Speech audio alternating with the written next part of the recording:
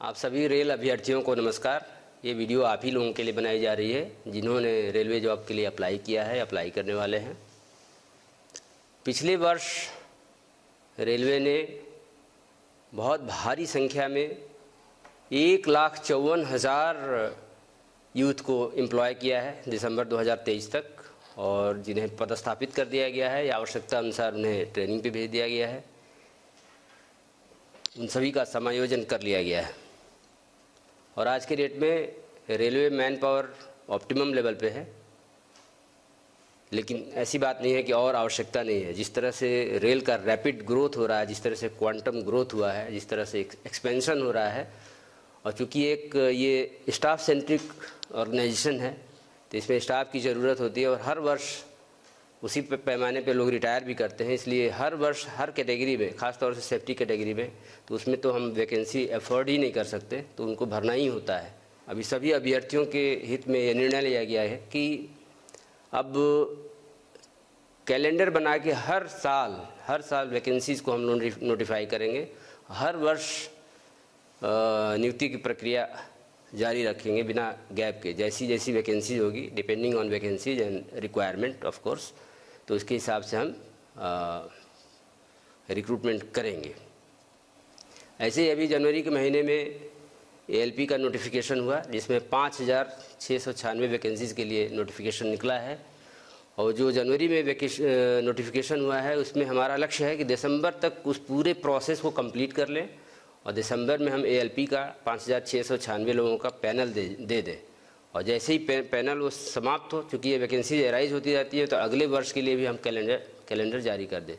इतना ही नहीं, जैसा कि स्टूडेंट्स का भी, जो हमारे यूथ है, उनका डिमांड था कि और भी वैकेंसीज़ कब आ रही हैं, कब आएंगी, तो उसको भी ध्यान में रखते हुए रेल मंत्रालय ने अभी हम लोगों ने इसको नोटिस में भी दे दिया है कि टेक्नीशियन कैटेगरीज में जिसमें 9,000 वैकेंसीज हैं, ऑलमोस्ट अनुमानित वैकेंसीज हैं, उसके लिए भी हम लोगों ने एक टेंटेटिव कैलेंडर दे दिया है कि 9,000 वैकेंसीज़ को फरवरी के महीने में 2024 में नोटिफाई करेंगे और एक साल में, यानी कि अगले साल फरवरी तक इसको कंप्लीट कर लेंगे। कंप्लीट करने के बाद एक नेक्स्ट साइकिल में हम नोटिफाई करेंगे, ताकि पूरे रिक्रूटमेंट प्रोसेस को टाइम बाउंड मैनर में हम इसको कंप्लीट कर पाएँ, संपन्न कर पाएँ।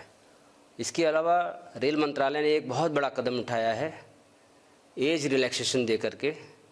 कोविड के टाइम में, जैसा कि आप जानते हैं, 2-3 साल तक परीक्षाएं करना संभव नहीं हो सकी थी। बहुत सारे कैंडिडेट्स ओवर एज हो गए थे, तो उनको सम्मिलित करने के लिए, उनको भी अवसर प्रदान करने के लिए रेल मंत्रालय ने 3 साल का, 1 साल नहीं, 2 साल नहीं, 3 साल का एज रिलैक्सेशन दिया है, जो कि जिससे हमारे कैंडिडेट्स जो वंचित रह गए थे, जो चूक गए थे एग्ज़ाम देने से, हो पाएंगे, अपीयर हो पाएंगे आगामी होने वाले एग्ज़ाम्स में। तो एक बड़ा उनके लिए भी अवसर होगा। और इस संदर्भ में मैं कुछ और बातें ही बताना चाहूँगा अपने अभ्यर्थियों को कि जब भी नोटिफिकेशन निकलता है तो फॉर्म कैसे भरना है।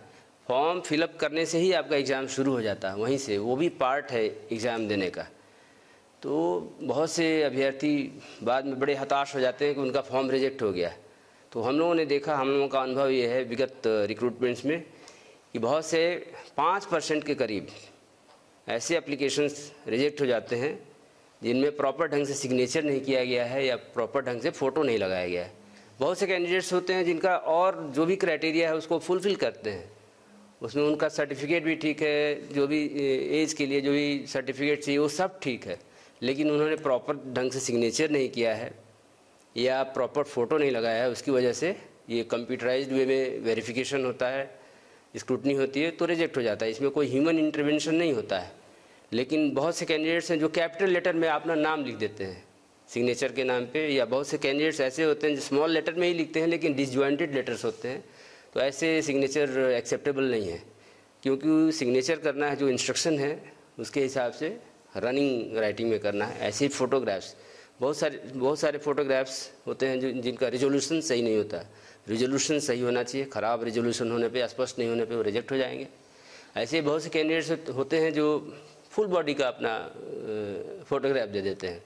या बहुत से ऐसे कैंडिडेट होते हैं, अभ्यर्थी होते हैं जो सेल्फी दे देते हैं, और ऐसे भी कैंडिडेट्स होते हैं जो ग्रुप में फ़ोटोग्राफ्स दे देते हैं। वेरीफाई करना बड़ा मुश्किल होता है, और जैसा कि आप जानते हैं आइडेंटिटी और जेन्युइनिटी सबसे इम्पॉर्टेंट पार्ट है किसी भी रिक्रूटमेंट प्रोसेस का। हमारी तरफ से अपील यही है कि फॉर्म भरते वक्त आप बहुत अलर्ट रहें, बहुत ध्यान से भरें, ताकि ये जो सुनहरा अवसर आपको मिला है उससे आप वंचित न रह जाएं। और जो भी बातें मैं बता रहा हूँ, इन सब बातों को सभी आरआरबीज़ ने अपने वेबसाइट पे दे दिया है, उसको आप देख सकते हैं। ऐसे ही एज रिलैक्सेशन भी दे दिया गया है। तो हम सभी प्रतिबद्ध हैं, जो भी हम लोगों ने कैलेंडर दिया है, जो भी शेड्यूल दिया है, उसको हम लोग उस लक्ष्य को उसी शेड्यूल के हिसाब से जितना रिक्रूटमेंट है उसको हम कंप्लीट करें।